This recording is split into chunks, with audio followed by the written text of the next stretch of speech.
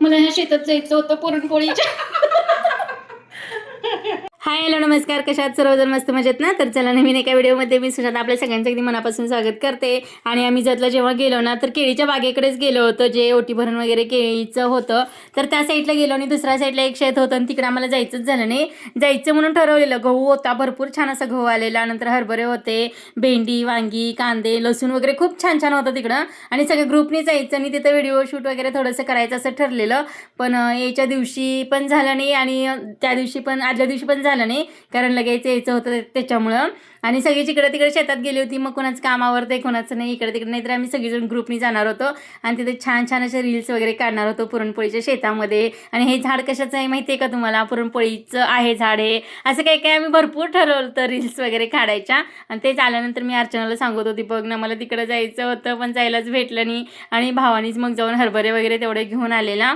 असं काही काय आमच्या दोघींच्या गप्पा चाललेल्या आणि मस्तपैकी असं ढाळे वगैरे खायचा आनंद घेत होतो दोघी पण. कारण लग्नाच्या अगोदर वगैरे बघा असे शेतामध्ये वगैरे आम्ही जायचो, मस्तपैकी ढाळे उपडायचे, असं खळखळ पाणी वाहत होतं ना विहिरीमध्ये वगैरे, कशात पण जायचं, ते स्वच्छ धुवायचे तिथल्या तिथं खायचे वगैरे. तसे ते हरभरे खायला एकदम भारी वाटायचे. मी जतला गेल्यानंतर वगैरे पण भरपूर खाल्ले. आणि एवढं बघा हे सारं जे काही घाटे आहेत ना ते तोडून काढले. आणि एवढं सगळं ते जे काही त्याची झाडं होती ना, म्हणलं शेळ्या वगैरे असतात गावाकडे तिकडे खाल्लं तरी असं असतं. आता इथं काय करायचं, तर इथं पण कोणाच्या तरी येतात वगैरे, मग आम्ही ते देऊन टाकतो त्यांना खायला वगैरे शेळ्यांना असं. तर एवढे पण जास्त निबार झाले नव्हते, जे निबार होते ते काढले होते. आणि भाऊजी आहेत ना कोवळे कोवळे, तुम्ही तसंच ठेवलं तुम्हाला काढायलाच येत नाही वगैरे म्हणून त्यातलंच वेचून वेचून खात होते कोवळे घाटे वगैरे. भाऊजींना ह्याच्यातलं खावं म्हटलं तर खात नव्हते, त्यातलेच काढून वगैरे खात होते. आणि इथं लसूण वगैरे पण दिलेला. आणि जे काही काही होतं ना गावाकडच्या गमती जमती अशा मस्तपैकी मी अर्चनाला वगैरे सांगत बसलेली. तर असे घाटे कोणाकोणाला आवडतात नक्कीच कमेंटमध्ये सांगा. आणि आम्हाला ह्याची हुरडा पार्टी वगैरे पण करायची होती.